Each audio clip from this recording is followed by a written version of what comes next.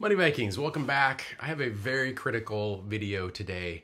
So sit back, relax. I'd like to take you through how to invest, the types of investing strategies that we need to be deploying in our 40s and 50s to truly build wealth. So I think this is critical because the 40s and the 50s are crunch time, and they're absolutely they're critical decades in our life journey. And I'll talk about that and more, but we're going to do a deep dive on what we should be doing in our 40s and 50s, thinking ahead, thinking more dynamically about how things are going in the world, etc. But let's dive right into it. So investing in your 40s and 50s. And hey, again, if you get value out of our videos at Money Vikings, please like and subscribe. Please make a comment. It helps the whole YouTube algorithm and all that, and we can continue to grow the channel. But the whole idea is to deliver content and information that will make you wealthy and healthy. So that's the idea. So who are we? First of all, truewealth.moneyvikings.com is our blog, and been blogging about wealth and investing, health, personal finance for the last about 6 years now with Jerry. So it's been pretty cool. But here's the deal. If you're in your 40s, as I am, and your 50s, it is absolutely crunch time in terms of investing and wealth building. But here's the thing I want you to think about. If you feel behind in any way, and we'll go into some of those statistics, if you feel behind in any way, don't fret or feel bad about it. You know, that's the thing about it. I'm Gen X. I think everybody, as you get older, as you go through life, everyone has some kind of quote unquote regrets or things that they wish they had done differently. But you have to give yourself a little bit of a break. The bottom line is that you did the best you could in the moment. So whether you were doing things in your 20s or 30s, and maybe you weren't investing as much, maybe you weren't contributing to a 401k like you should have, maybe you cashed those things out a few times, you know, there were reasons for you having to do that. And just congratulate yourself for making it this far and being where you are today. That's worth it. So you're here today, and that's all we have is today. All of us, we have today and what we can do today to make tomorrow even better and stronger. And we have today to make wise decisions, to learn from our past, to learn today, to learn from others, hopefully be a kinder, more helpful, more service-oriented person. And I do believe being like that brings a lot of value back to you. So with that, I just want you to think about that. It's never too late. And it's especially never too late. Let's think about it this way. I have an optimistic view I talk about here.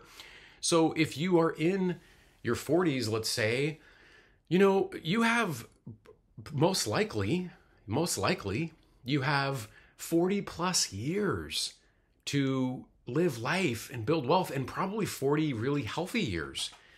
You know, if you live in the modern world, if you have somewhat stable income, if you have some level of health insurance, I'm sure most of you out there watching this do, then, you know, you probably are in pretty good shape to live a very healthy, long life. Of course, life can be random. We don't know everything that's going to happen. That's part of the mystery of the whole thing.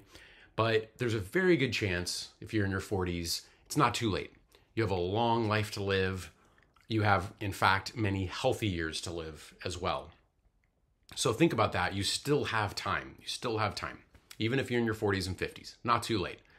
Okay, let's talk about average and median net worth, just kind of show you where people are in their 40s. And I brought up, not that one, bear with me. Here it is, average American net worth. I always love NerdWallet. So here it is here. I want to check this out. So here's 45 to 54. The median net worth is $246,000, okay? And the average is $971,000. Why is it so different? So the median is the number that's in between all the data, right? And so basically half of the people have less, which is scary, but not too late, don't worry. And half the people have more. But the average is skewed because some of those people at 45 to 54, some of them could be some of them are in the millions, right? And so they've either really invested well from a young age, or they had some really high paying job, or they were able to buy real estate when it was inexpensive. And a lot of people in the 50 age range were able to buy real estate at a time when it was a little easier to do that. So that's going to skew the average up to 971,000, but the median is important to remember. Now, obviously at this age, much better to be closer to the average than this median number.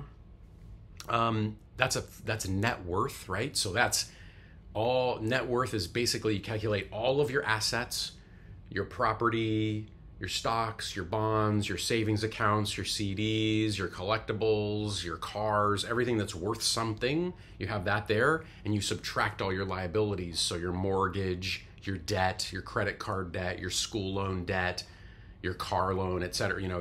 The toys, all the bad debt that's in there that we talk about not having.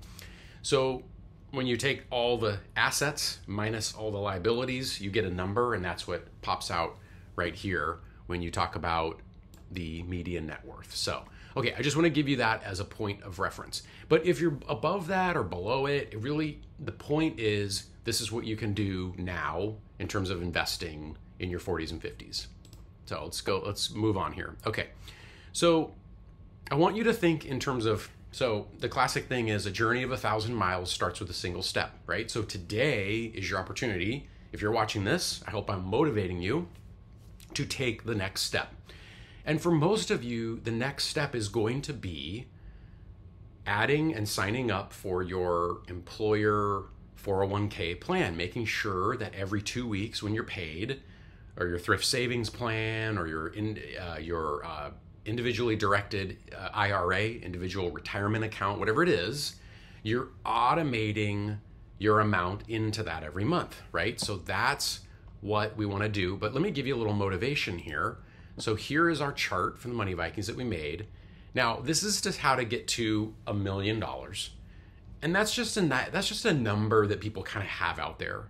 It doesn't mean that you have to hit $1 million by some certain age, but it's good. It's a nice milestone. It's a psychological milestone. It's kind of like what Charlie Munger used to talk about with, do everything you can to get that first 100,000 saved and invested.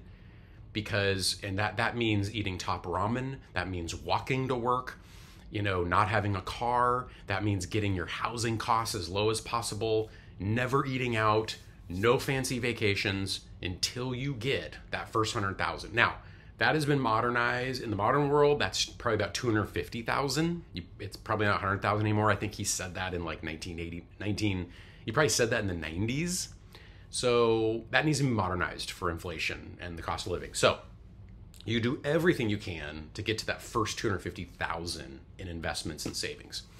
But anyway, the point being here, if you want to hit $1 million, let's just put that out there as a game plan for someone in their 40s or 50s.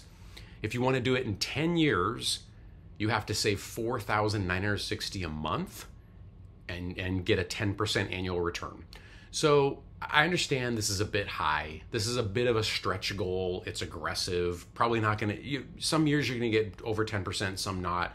I like to use more like 7% calculations for average annual growth.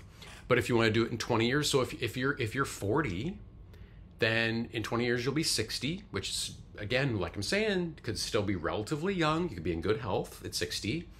You could have a lot of years left to live, so it's a good thing. Well, you're going to want to put $1,380 a month into your 401k or your IRA or your investments, right? Automated. You want it automatically every month taken out. This the first one is pretty hard to do. I don't know many people that can save $5,000 a month. That's rough. But I know a lot of people that can get to $1,380, right? That is, and then especially if they have an employer match, if you're fortunate enough, some people are, to have a company employee match, you can probably get to that $1,380 pretty good. If you're socking away, 10% of your income, maybe you're getting a match on the first 5%, you're probably going to get close to that number, okay? So the next one, and remember, this is to get to $1 million. You don't have to get to $1 million, but here's another number here. So to do it in 30 years, it's $481. Now, granted, if you're 40, in 30 years, you'll be 70, but a lot of people retire at 67. So they'll retire at 67 and they'll be there. So anyway, I just want to show you that. That's kind of a fun motivating number. The point is to do what you can, right? It's doing what you can. So I want to show you one more thing. Let's look at a compound interest calculator here. So if you, let's say you're in your 40s and you have 100,000 in your investment account. I want to give you some inspiration here. If you have 100,000 right now, you got to that first 100,000 and you're in your 40s and you do 1,000 a month. Again, a lot of people can do 1,000 a month, especially with an employee match. That's 500 out of each paycheck. Remember, that's also a lot of times tax advantaged because it's taking off of your taxable income. So that's kind of good. And then you're doing 20 years of growth at 7%, very consistent. So 40 years old. So at 60, you'd have almost $1 million, $924,000. So that's what I'm just going to tell you. If you're in your early 40s, it's not too late. And you can play around with these calculators. They're kind of cool. So, okay, and what kinds of vehicles? So this is about investing in your 40s and 50s. I think the key in your 40s and 50s is to remember a couple of key things. You don't want to be, so I've become a little more conservative in my investing, but not completely. So I still am in equities, and I think that's where we're going to get the most growth. And so I think you're going to want to have strategic portfolios. We have what we call the Ride Your Bike portfolio. It's been featured on our blog. So let me see here. Catch-up. Okay. So let's see. Well, anyway, bottom line is this. The rule of thumb is basically you take your age, you take 100 minus your age. So let's say you're 50. 100 minus 50 is 50. The idea is there you want to be 50% in equities and stocks and 50% in bonds. And then as you get older, so then as you get older, you go more and more into bonds and you go less into stocks to smooth out volatility and to preserve capital. So I just think there's no perfect here. You just need to think about it. Like, how much time do you want to spend putting your portfolio together and researching this stuff? The target date funds are good because they do it for you. So if you're going to retire in 2035, you can do a target date fund that basically gets more and more conservative as you add to it till 2035. So that might be something to keep in mind. I would say try and ignore. So if you're in your 40s and 50s, it's key time to really rein in the emotional reactions to the market and try and ignore day-to-day stock market madness. Now, if you're in your 40s or 50s, like I am, you have actually lived through quite a bit of turbulent stock market stuff. So you've gone through, some of you on the older side might have gone through the dot-com bubble. You went through 9/11 and kind of how that affected things. You went through the Great Recession and the Great Housing Bust in 2008, 2007 timeframe. We've now gone through a pandemic situation. But here's what I want you to keep in mind. All those things happen, those big quote-unquote events, which were catastrophic, huge events in the world, which continue to happen and will always happen. But if you look at a chart of the stock market, yeah, it dipped a little bit, but then it goes right back up. And then it dips because that thing happens, and then it goes back up. And then it dips, and then it goes back up. So if you just can keep your wits about you, even when it dips, and you keep riding through it, historically, over the last 100 years, has gone up. So one thing to keep in mind, if you're at 50, okay, if you're 50, you can do catch-up contributions. So you can add even more, and that is right here. So employees who are 50 and older are allowed to contribute additional money to their employer-sponsored retirement plan, known as catch-up contributions. In 2024, that was an extra $7,500 on top of $23,000 for everyone. Okay, so that's up to $30,500. The good thing about that is, again, that lops off. That takes off your taxable income, basically. So that one's good there. So keep that in mind if you're 50. Roth out. So I'm a big fan of Roth IRAs as being part of a calculation here, part of a portfolio. The idea of the Roth is that you pay the taxes now, and then you pull out that money tax-free. And so I would imagine taxes are going to be higher in the future. That's my sense, especially with the national debt and stuff like that. And a lot of the baby boomers have obviously getting up there in age. They're going to need a lot of support. So the federal government's going to have the government's going to have a lot of liabilities out there, a lot of things to pay for and keep up with. So that's why I'm thinking a Roth is a good part of a overall portfolio construction, in my opinion.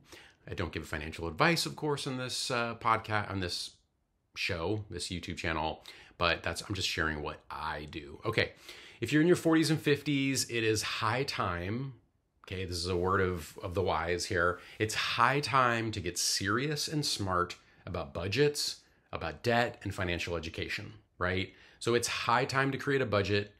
I like the NerdWallet budget, very simple, straightforward. I like simple budgets, even a piece of paper and a pencil, and you just write down all your monthly bills, everything that you're paying from usually start with the biggest expenses, which is always housing, or usually housing unless you own your home outright.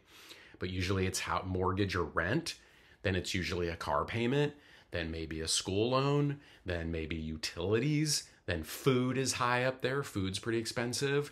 Healthcare, paying off other debt, etc. So you gotta check that out. Okay. And the last thing I want to talk about is compound investment growth calculator. Oh, I showed you that. That was cool. And then I want to talk about in your 40s and 50s, you want to be really thinking about being healthy and taking care of yourself and having a certain amount of wisdom about life. You've now lived a bit, and so it's time to improve your wisdom and all that kind of stuff. And there's one other thing I want to mention here is 3 tips for investing in your 40s. Check this out at NerdWallet. This is very cool. Take stock of your strengths and assets, open and update your IRAs, etc. So, all right. Hey, thanks a lot for watching. Please like and subscribe. See you on the next one, guys. Take care. Please comment if you're in your 40s or 50s. What are you doing?